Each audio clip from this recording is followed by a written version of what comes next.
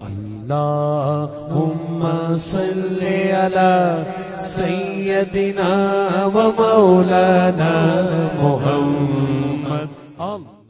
بسم اللہ الرحمن. السلام علیکم ورحمۃ اللہ وبرکاتہ.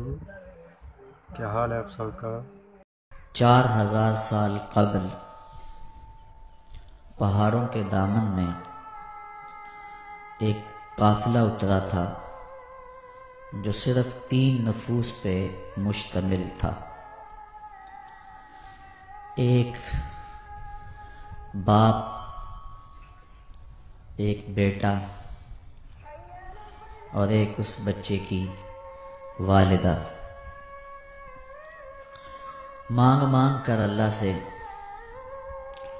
فرزند لیا، لیکن بچہ جو ہی اس بزم گیتی میں قدم رکھتا ہے تو حکم ہوتا ہے اس کو ایسی وادی میں لے جاؤ جہاں کوئی سبزہ نہ ہو، جہاں کوئی ہمسایہ نہ ہو، جہاں شجر سایہ دار، شجر پھلدار نہ ہو. حضرت ابراہیم علیہ السلام اس قافلے کو لے کر یہاں پہنچے. رات گزری، صبح کا سپیدہ طلوع ہوا تو اللہ کی بارگاہ میں دعا کی، اے میرے رب، میں یہاں اپنی ذریت کو چھوڑ کے جا رہا ہوں ایسی وادی میں جہاں سبزہ نہیں ہے. اے میرے مالک، ان کی حفاظت فرمانا، اور میں ان کے لیے دعا کرتا ہوں کہ یہ نماز قائم کریں اور دلوں کے رخ ان کی سمت پھیر دے اور انہیں پھلوں سے رزق عطا فرما.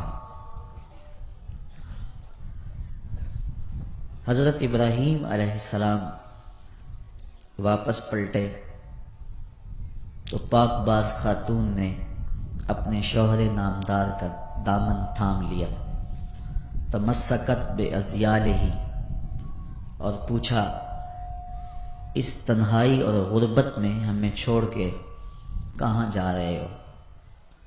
99 سال کی عمر میں فرزند ملا اور اب اس کو اس غربت اور اس تنہائی میں چھوڑ کے کس کے سپرد کر کے ہمیں کہاں جا رہے ہو؟ تو حضرت ابراہیم علیہ السلام نے جواب دیا، میں تمہیں اللہ کے سپرد کرتا ہوں. تو پاک باز خاتون نے کہا، اذا لا یضیعنا، اگر تم ہمیں اس رب کے سپرد کر کے جا رہے ہو تو خیر سے جاؤ، وہ ہمیں کبھی بھی ضائع نہیں ہونے دے گا. حرم کی یہ داستان ان 3 نفوس سے شروع ہوتی ہے. ماں اپنے بیٹے کے لیے پانی کی تلاش میں صفا سے مروہ اور مروہ سے صفا تک کا سفر کرتی ہے. 7 چکروں کے بعد بیٹے کی طرف بے تابانہ دوڑتی ہے تو کیا دیکھتی ہے کہ بیٹے کے پاؤں میں پانی کا چشمہ پھوٹ رہا ہے. حضرت ابراہیم علیہ السلام اپنے فرزند اور اپنی زوجہ محترمہ کو چھوڑ کر واپس شام کی سمت روانہ ہو جاتے ہیں. بچے کی عمر 13 سال ہوتی ہے. حکم ہوتا ہے کہ اپنی سب سے پیاری چیز میرے راستے میں قربان کرو. اللہ کے راستے میں اونٹ ذبح کرتے ہیں، لیکن خواب مسلسل آ رہا ہے. سمجھ گئے اس دھرتی پر سب سے زیادہ محبوب شے تو مجھے حضرت اسماعیل علیہ السلام کی ذات ہے. 13 سال کے بعد اس وادی کی طرف چلے جہاں اپنے بچے کو اور اپنی زوجہ کو چھوڑا تھا، اور آ کے اپنی زوجہ سے کہا کہ جلدی سے بچے کو تیار کر دو میں اسے کسی دوست کی دعوت پہ لے جا رہا ہوں۔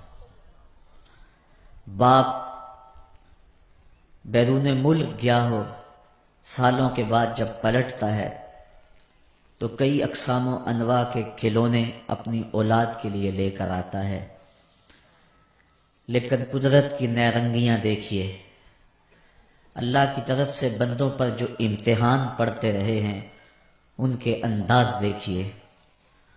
کہا تم جاؤ تو چھری لے جاؤ، رسی لے جاؤ۔ حضرت اسماعیل علیہ السلام تیار ہو گئے، ساتھ لیا۔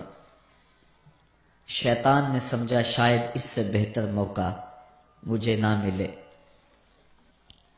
اس خاندان کو ورغلانے کا اور راہ حق سے ہٹانے کا۔ ممتا کی مجبوریوں سے فائدہ حاصل کرنے کے لیے حضرت ہاجرہ سلام اللہ علیہا کے پاس آیا اور کہنے لگا، جانتے ہو کہ بیٹا کہاں گیا ہے؟ کہا اس کے باپ دوست کی دعوت پہ لے کر گئے۔ کہا نہیں، وہ اسے ذبح کرنا چاہتے ہیں۔ کہا کوئی کرنے والی بات کرو، بھلا کوئی باپ بھی اپنے بیٹے کو ذبح کرتا ہے؟ اور پھر بیٹا بھی وہ جس کو مانگ مانگ کے لیا ہو، زندگی کی کمائی 99 سال جس کے لیے ہاتھ اٹھا اٹھا کے سحری کے وقت پکار کرتے رہے، میرے مالک میرے گھر میں بھی اجالا کر دے، مجھے بھی ایک فرزند دے دے، تو آج کیا اس فرزند کی گردن پہ وہ چھری پھیر دے گا؟ کیسی عجیب بات کر رہے ہو۔ کہنے لگا اس نے ایک خواب دیکھا ہے اور خواب کے اندر جو حکم ملا ہے اس کو وہ اللہ کا حکم سمجھ کے ایسا کرنے پہ آمادہ ہوا ہے۔ تو حضرت ہاجرہ نے کہا، ظالم تو کہیں شیطان تو نہیں؟ کاش آج میری گود میں 1000 اسماعیل ہوتے۔ شیطان نے سمجھا کہ یہاں تو وار نہیں چلا، پھر حضرت ابراہیم علیہ السلام کے پاس پہنچا، کہنے لگا رب کو راضی کرنے کے اور تھوڑے طریقے ہیں، کیا بیٹے کی گردن پہ ہی چھری پھیر کے رب راضی ہوتا ہے؟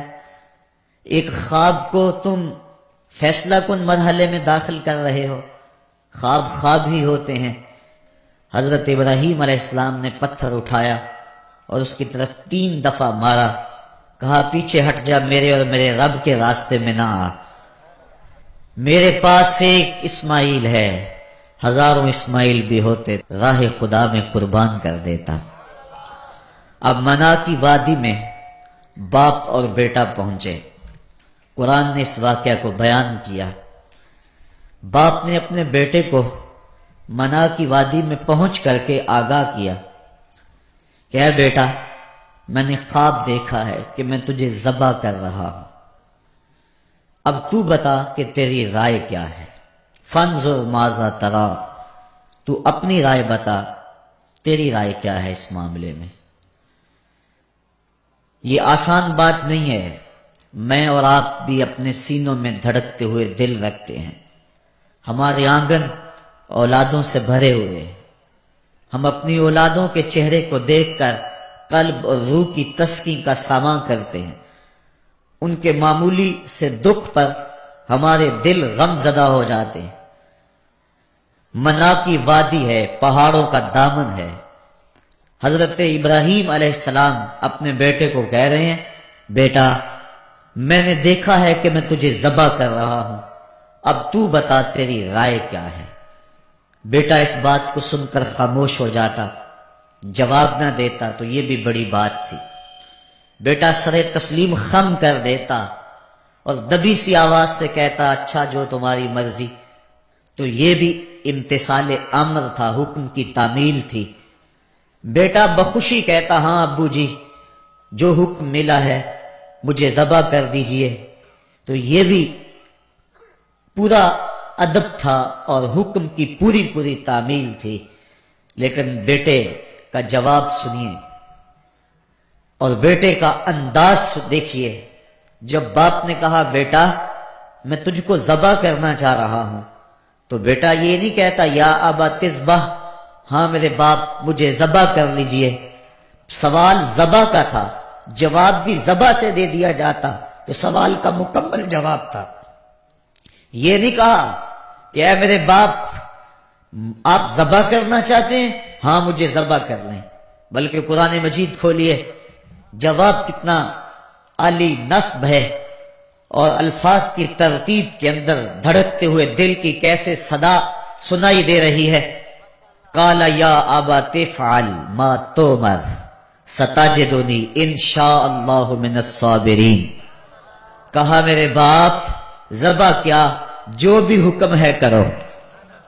فقط ذبح ہی نہیں، میرے بدن کے ٹکڑے کرنا چاہو تو اسماعیل حاضر ہے، مجھے آگ میں جلانا چاہو تو اسماعیل حاضر ہے.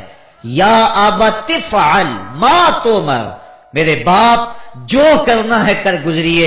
ستجدنی انشاءاللہ من الصابرین، آپ دیکھیں گے میں صبر کر کے دکھاؤں گا. یہ فیضان نظر تھا یا کہ مکتب کی کرامت تھی؟ سکھائے کس نے اسماعیل کو آداب فرزندی؟ کہا جو کرنا ہے کرو، مجھے آپ بالکل اس کے لیے تیار پائیں گے، جو بھی حکم ہے اس کی تعمیل کرو. اب وادی مناہ، پہاڑوں کا دامن، حضرت ابراہیم علیہ السلام کے ہاتھوں میں چھری، اور کہا میرے باپ مجھے رسیوں سے جکڑ لو، کہیں ایسا نہ ہو کہ شدت درد سے تڑپنے لگوں اور آپ کو اللہ کا حکم تعمیل کرنے میں، اس کا حکم پورا کرنے میں دیر ہو جائے. اور میرے باپ اپنی آنکھوں پہ بھی پٹی باندھ لو، کہیں ایسا نہ ہو کہ میرا خوبصورت چہرہ ذبح کے لیے رکاوٹ بن جائے اور محبت آپ کے سینے کے اندر اس طرح جوش مارے کہ آپ کی چھری رک جائے. باپ نے آنکھوں پہ پٹی باندھ لی، بیٹے کو رسیوں سے جکڑ لیا گیا. پھر بیٹا کہنے لگا ابو جی میری رسیاں کھول دو. کہا بیٹا کیا ہوا، ارادہ تو نہیں بدلا؟ کہا نہیں میرے باپ، کل کا مورخ لکھے گا کہ باپ ذبح کرنا چاہتا تھا، بیٹا ذبح ہونا نہیں چاہتا تھا، باپ نے باندھ کے کیا ہے، میری رسیاں کھول دو نہیں تڑپوں گا. اب قرآن کھولیے، ارشاد فرمایا فلما اسلما وتلہ للجبین، جب دونوں راضی ہو گئے، باپ ذبح کرنے پہ راضی ہو گیا، بیٹا ذبح ہونے پہ راضی ہو گیا. یہ راضی ہونا کوئی آسان کام نہیں ہے، کو ہمالیہ کا کلیجہ بھی ہوتا تو پھٹ جاتا. منا کی وادی تھر تھر کانپ رہی ہے، مالک قیامت آنے والی ہے. وہ بیٹا جس کو مانگ مانگ کر لیا تھا، آج اس فرزند کو باپ نے لٹایا ہوا ہے اور اس کی چھاتی پہ اپنا گھٹنا رکھا ہے. فلما اسلما، جب دونوں راضی ہو گئے، فلاں کوٹھی خرید لیں، فلاں ماڈل کی گاڑی خرید لیں، نہیں نہیں، باپ ذبح کرنے پہ راضی ہے، بیٹا ذبح ہونے پہ راضی ہے. جب دونوں راضی ہو گئے، وَتَلَّهُ لِلْجَبِينِ، اور باپ نے بیٹے کو پیشانی کے بل لٹایا. مفسرین نے اس پہ دو قول بیان فرمائے ہیں. ایک تو یہ کہ پیشانی کے بل لٹایا اور اوپر سے ذبح کرنا چاہتے تھے گردن کے پیچھے سے تاکہ بیٹے کا چہرہ سامنے نہ ہو. یہ ہے پیشانی کے بل لٹانے کا ایک انداز. اور دوسرا انداز مفسرین فرماتے ہیں جس طرح ہم جانور کو ذبح کرتے ہیں تو اس کی گردن کو خم دے کر پیچھے زمین پہ لگا لیتے ہیں تاکہ اس کی رگیں تن جائیں، گردن کھل جائے اور ذبح کرنے میں آسانی ہو. حضرت ابراہیم علیہ السلام نے اپنے نونہال کی ریشم جیسی گردن کو خم دے کر پیچھے پتھر کے ساتھ پیشانی لگائی، اور جب وہ گردن تن گئی تو اس کو کہتے ہیں وَتَلَّهُ لِلْجَبِينِ، اور باپ نے بیٹے کو پیشانی کے بل لٹا لیا، ہاتھ میں چھری ہے. اور جب حضرت خلیل نے بیٹے کی گردن پہ چھری رکھی، دھرتی کا کلیجہ کانپنے لگا، حوروں کی چیخیں نکل گئی، عرش معلیٰ تھرانے لگا، فرشتے کانپنے لگے، مالک قیامت تو نہیں آنے والی.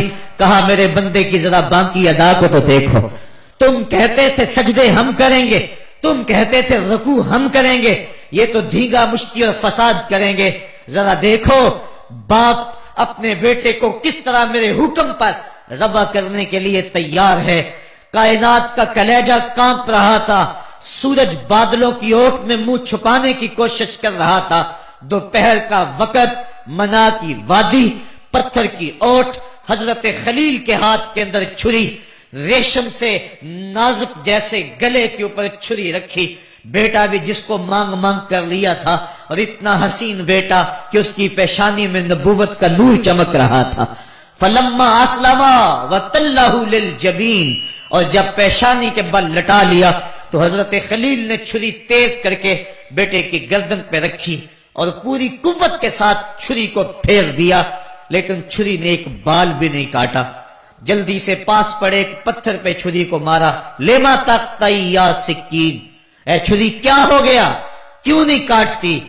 کہا الخلیل یامرنی والجلیل ینہانی، خلیل مجھے کاٹنے کا کہتا ہے اور جلیل کہتا ہے خبردار اگر ایک بال بھی کاٹا تو۔ کہا چھری تیرا کام تو کاٹنا تھا، کہا آگ کا کام بھی تو جلانا تھا، جس رب نے آگ کو جلانے سے روک دیا تھا آج اس نے مجھے کاٹنے سے روک دیا ہے۔ اس کا یہ مطلب نہیں سمجھے کہ چلو جان چھوٹ گئی، راستہ مل گیا۔ کہا شاید میں نے ذبح کرنے میں دیر کر دی اور اللہ نے چھری کو روک دیا۔ پھر استغفار پڑا، معافی مانگی اور پھر چھری کو تیز کیا اور حلق کے اوپر اس کی نوک رکھ کر پوری ہمت کے ساتھ اپنا سارا زور اس کے اوپر ڈھیل دیا، گلا کٹ گیا۔ حضرت ابراہیم علیہ السلام خوش ہو گئے اور کلیجہ پھٹ بھی رہا ہے، لیکن جب آنکھوں سے پٹی کھولی تو دیکھا کہ ذبح ہونے والا دمبا ہے، اور حضرت اسماعیل علیہ السلام پاس کھڑے مسکرا رہے ہیں اور پاس حضرت جبریل امین بھی کھڑے ہیں، تو دل خوشی سے سرشار ہو گیا کہ حضرت جبرائیل امین کا کھڑا ہونا اس بات کی غمازی کر رہا تھا کہ یہ دمبا اللہ کی طرف سے آیا ہے، اور بیٹا بچ گیا اور اس کی جگہ فدیتاً دمبا دے دیا گیا، تو دل راضی ہوا۔ اور اللہ تعالیٰ جل شانہ کی طرف سے اس عین موقع پہ صدا بھی آئی، وَنَادَيْنَاهُ أَن يَا إِبْرَاهِيمُ قَدْ صَدَّقْتَ الرُّؤْيَا إِنَّا كَذَلِكَ نَجْزِي الْمُحْسِنِينَ، کہا ابراہیم تو نے واقعی خواب پورا کر دکھایا۔ وَنَادَيْنَاهُ، یہ واو حالیہ ہے، علماء بیان کرتے ہیں اس حال میں جب بیٹا زندہ سلامت کھڑا تھا اور دمبا ذبح پڑا ہوا تھا، جبرائیل امین پاس کھڑے مسکرا رہے تھے، اس حال میں ہم نے ندا دی تاکہ مزید اذعان و یقین پیدا ہو جائے، مزید یقین اور یقین کی کیفیتیں پیدا ہو جائیں، اس حال میں ہم نے ندا دی۔ لیکن اعلی حضرت اس کا ترجمہ کرتے ہیں، اعلی حضرت پہ روح فدا ہو، آپ فرماتے ہیں سب نے یہ ترجمہ کیا اس حال میں ہم نے ندا دی، آپ نے لکھا پھر اس موقع کا حال نہ پوچھ جب ہم نے ندا دی، پھر اس موقع کا حال نہ پوچھ جب ہم نے ندا دی کہ اے ابراہیم تو نے حد کر دی، تو نے واقعی خواب پورا کر دکھایا۔ اور آگے فرمایا سلام علی ابراہیم، ابراہیم تیرے اوپر میری سلامتیاں نازل ہوں۔ یہ حرم کا قافلہ تھا جس کا آغاز قربانی سے ہوا تھا۔ اللہ اکبر، نسل اسماعیل کو باقی رکھنا تھا، اللہ تعالیٰ نے اس کے لیے دمبا بھیج دیا، چونکہ حضرت اسماعیل علیہ السلام کی پیشانی میں نور مصطفیٰ چمک رہا تھا۔ سلسلہ وار یہ نور حضرت عدنان کی پشت میں پہنچا اور وہاں سے منتقل ہوتا ہوا یہ نور حضرت عبد المطلب کی پشت میں پہنچا۔ اللہ تعالیٰ نے انہیں 10 بیٹے عطا فرمائے۔ انہوں نے منت مانی تھی، اے اللہ اگر تو مجھے 10 بیٹے دے اور وہ جوان ہوں، تنو مند ہوں، تو میں ایک بیٹا تیرے راستے میں قربان کروں گا۔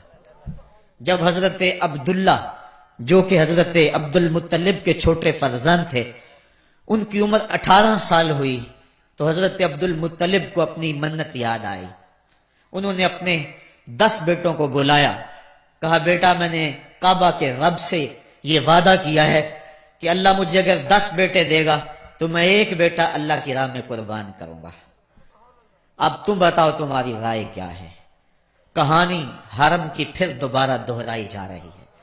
کہا رائے بتاؤ، 10 کے 10 بیٹوں نے گردن خم کر دی۔ کہا ایک بیٹے کو ذبح کرنا ہے، کہا جس کو چاہو، کہا نہیں میں قرا ڈالتا ہوں۔ جب قرا ڈالا تو حضرت عبداللہ کے نام قرا نکل آیا۔ فرشتے پھر دم بخود تھے، مالک تو نے اس کی پشت میں امانت رکھی ہے اور آج اس کو بھی ذبح کیا جائے گا۔ کائنات پر پھر کوہرام مچنے لگا۔ حضرت عبد المطلب آستینے چڑھا رہے ہیں، ہاتھ کے اندر چھری ہے۔ یہ خبر پورے مکے میں پھیل گئی، سارے سردار دوڑے آئے، کہا عبد المطلب یہ رسم تو نہ ڈالو، اس کا ادا کرنا مشکل ہو جائے گا۔ کہا میں نے کعبے کے رب سے یہ منت مانی تھی اور اللہ نے وہ منت پوری کر دی۔ اب میں تو جب قرا نکالا تو میرے اس فرزند کے نام قرا نکل آیا، میں اس منت کو ہر صورت میں پورا کروں گا۔ لوگ اکٹھے ہو گئے، منت سماجت کر رہے ہیں، لیکن حضرت سیدنا عبد المطلب ہر صورت میں اپنی اس منت کو پورا کرنے کے لیے مصر ہیں۔ پھر کہا کہ حجاز کی حرافہ اس کے پاس چلتے ہیں اور جا کے اس کے سامنے یہ مسئلہ رکھتے ہیں۔ بعض نے لکھا کہ حجر کی کہنا کے پاس جاتے ہیں، با اختلاف روایات وہ حجاز کی حرافہ کے پاس پہنچے۔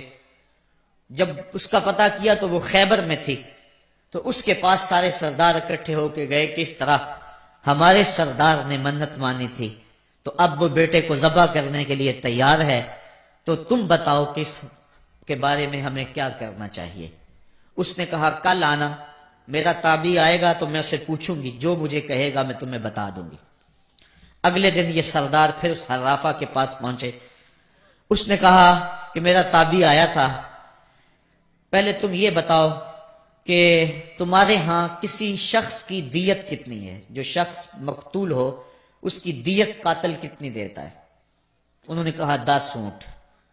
کہا جاؤ پھر ایک طرف 10 اونٹ رکھو اور ایک طرف عبداللہ کا نام رکھو اور قرا ڈالو، اگر 10 اونٹوں کی طرف قرا نکل آیا تو 10 اونٹ ذبح کر دینا، اور اگر عبداللہ کی طرف نام نکل آیا پھر دوبارہ 10 اونٹ ادھر اور رکھنا، 20 رکھنا، اور اس طرح اونٹ 10 بڑھاتے جانا۔ جب قرا عبداللہ کے نام سے ہٹ کر اونٹوں کی طرف نکلا تو پھر اتنے اونٹ ذبح کر دینا۔ میرے تابعی نے یہی حل بتایا ہے۔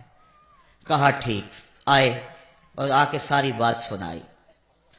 10 اونٹ ایک سمت رکھے گئے اور حضرت عبداللہ کا نام ایک سمت رکھا گیا۔ جب قرا نکالا تو حضرت عبداللہ کے نام نکلا۔ پھر 20 اونٹ رکھے گئے، پھر قرا نکالا تو حضرت عبداللہ کے نام نکلا۔ پھر 30 اونٹ رکھے گئے، قرا حضرت عبداللہ کے نام نکل رہا ہے۔ 40 اونٹ رکھے گئے، 50 رکھے گئے، 60، 70، یہاں تک کہ 100 اونٹ رکھے گئے۔ 100 اونٹ جب ادھر ہو گئے، اب قرا نکالا تو اونٹوں کے نام نکل آیا۔ سارے خوش ہو گئے کہ اب قرا اونٹوں کے نام نکل آیا، عبداللہ کی جان بچ گئی۔ لیکن حضرت عبد المطلب فرمانے لگے کہ میں ایسا نہیں کروں گا۔ کہا کیا کرو گے؟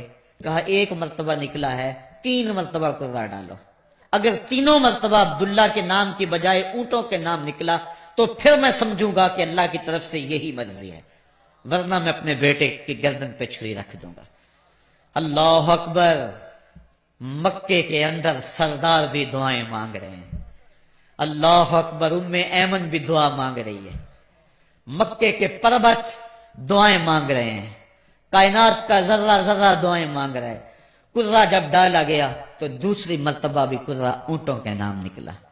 اب تیسری مرتبہ جب قرا ڈالا گیا تو ہر ایک کا دل دھڑک رہا ہے۔ حضرت عبد المطلب تیار ہیں، کہا اگر تیسری مرتبہ بھی قرا اونٹوں کے نام نہ نکلا تو میں اپنے بیٹے کی گردن پہ چھری پھیروں گا، چونکہ میں نے کعبے کے رب سے منت مانی ہوئی ہے۔ جب تیسری مرتبہ قرا ڈالا گیا تو وہ بھی اونٹوں کے نام نکلا۔ 100 اونٹ ذبح کر دیے گئے۔ حضرت عبداللہ جو کہ حضور کی امانت کے امانت دار تھے، ان کی زندگی محفوظ ہوئی۔ حضور علیہ السلام فرمایا کرتے تھے آنا ابن الذبیحین، لوگوں میں 2 ذبیحوں کا بیٹا ہوں، ایک ذبیح اسماعیل علیہ السلام ہے اور ایک ذبیح میرے والد حضرت عبداللہ رضی اللہ تعالیٰ عنہ۔ جلدی سے حضرت عبداللہ کی شادی کی گئی۔ حضرت آمنہ سلام اللہ علیہا آپ سے نکاح ہوا، شادی کو ابھی چند ماہ ہی گزرے تھے کہ حضرت عبداللہ رضی اللہ تعالی عنہ شام کی طرف تجارت کی غرض سے گئے. واپس جب مدینہ طیبہ پہنچے تو ان کی طبیعت خراب ہو گئی. تو وہ چند لمحے چند دن وہاں رک گئے. قافلہ بھی رکا لیکن طبیعت سنبھل نہیں رہی تھی. قافلے والے انہیں وہاں چھوڑ آئے اور واپس آ گئے. کچھ دنوں کے بعد خبر پہنچی کہ حضرت عبداللہ رضی اللہ تعالیٰ عنہ کا مدینے میں انتقال ہو گیا ہے. حضور علیہ السلام شکم مادر میں. فرشتوں نے کہا مالک تیرے نبی تو شکم مادر میں یتیم ہو گیا. اے اللہ تیرا نبی تو شکم مادر میں یتیم ہو گیا. آواز آئی آنا حافظہ و آنا ناصرہ و آنا کافلہ. تم کیوں پریشان ہوتے ہو؟ میں اس کی حفاظت بھی کروں گا، اس کی مدد بھی کروں گا، اس کی کفالت بھی کروں گا.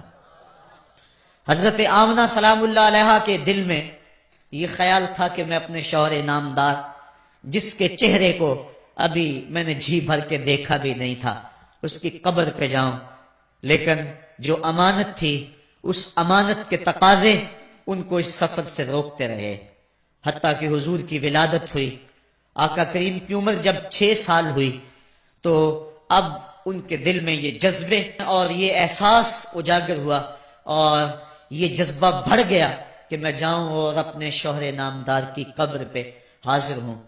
حضرت آمنہ سلام اللہ علیہا آپ اپنے نونہال فرزند کو لے کر ام ایمن جو کہ حضرت عبداللہ کی کنیز تھیں ان کو لے کر آپ پہنچے.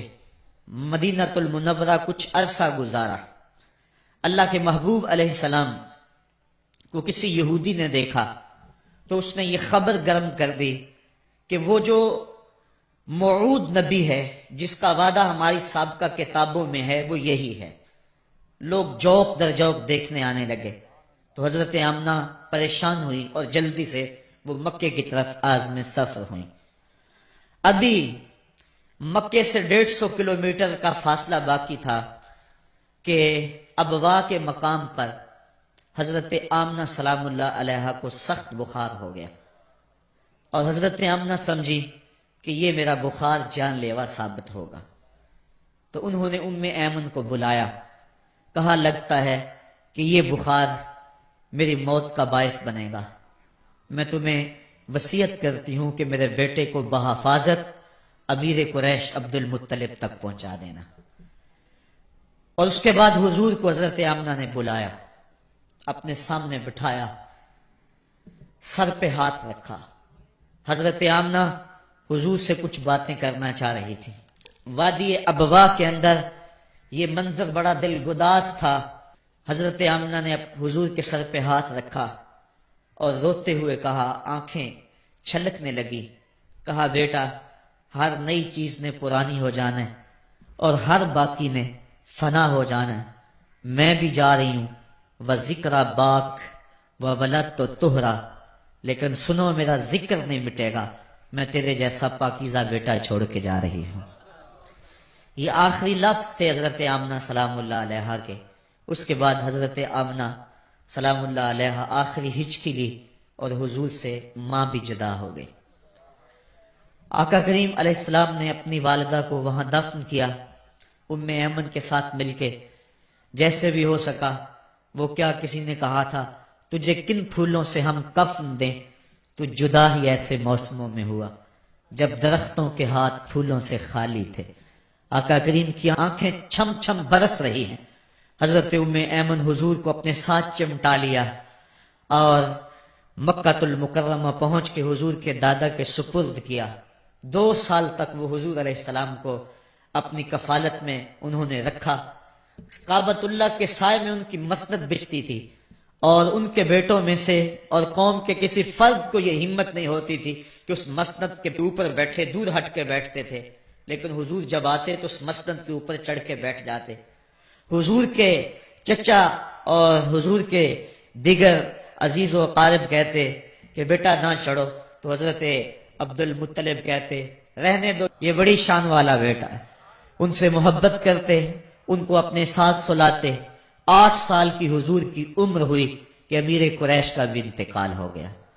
ابن حشام نے لکھا ہے کہ جب امیر قریش کا انتقال ہوا تو سوگ میں مکے کے بازار بند ہو گئے. پورا شہر جنازے میں امڈ آیا، لیکن 8 سال کا بچہ تھا، بلک بلک کے رو رہا تھا۔ آج وہ سایہ بھی اٹھ گیا۔ پھر چچا کی کفالت میں گئے اور انہوں نے جس انداز سے کفالت کی اور محبتوں کا ثبوت دیا وہ الفتوں کی ایک لمبی داستان ہے۔ 40 سال کی عمر ہوئی تو اللہ تعالیٰ نے حضور علیہ السلام کو نبوت کی ذمہ داریوں کے اعلان اور لوگوں تک پیغام حق کے ابلاغ کا حکم دیا۔ آقا کریم علیہ السلام جب پیغام حق لے کر میدان میں آئے تو گلی کوچوں اور بازاروں کے اندر مخالفتیں، نکتہ چینیاں، ناموافق حالات کے جکڑ اور مخالفتوں کی آندیاں چلنے لگیں۔ ابھی آپ سن رہے تھے کہ حضرت بلال حبشی کے ساتھ کیا سلوک کیا جاتا رہا، کس انداز کے ساتھ ان کے سینے پہ پتھر رکھ دیا جاتا۔ حضرت خباب بن ارت کے ساتھ کون سا سلوک کیا جاتا رہا، کون کون سے دکھ تھے جو روانہ رکھے گئے۔ حضرت زنیرہ ان کے گلے کے اندر کوڑا ڈال کر کوڑے کی رسی کو تاؤ دیے گئے، یہاں تک کہ ان کی آنکھیں باہر آ گئیں اور آنکھوں کی روشنی جاتی رہی۔ ابو جہل بولا اب بلانا اپنے محمد کو جو تیری آنکھوں کی روشنی کو واپس کرے۔ زنیرہ نے ہاتھ پھیلا لیے اور کہا عرش کے رب، میں ان آنکھوں کا نور کیا میرے بدن کے ٹکڑے ٹکڑے ہو جاتے، کبھی بھی تیرے سے زندگی نہ مانگتی، لیکن اب تیرے نبی کی عزت کا سوال ہے، میری آنکھوں کی روشنی واپس کر دے۔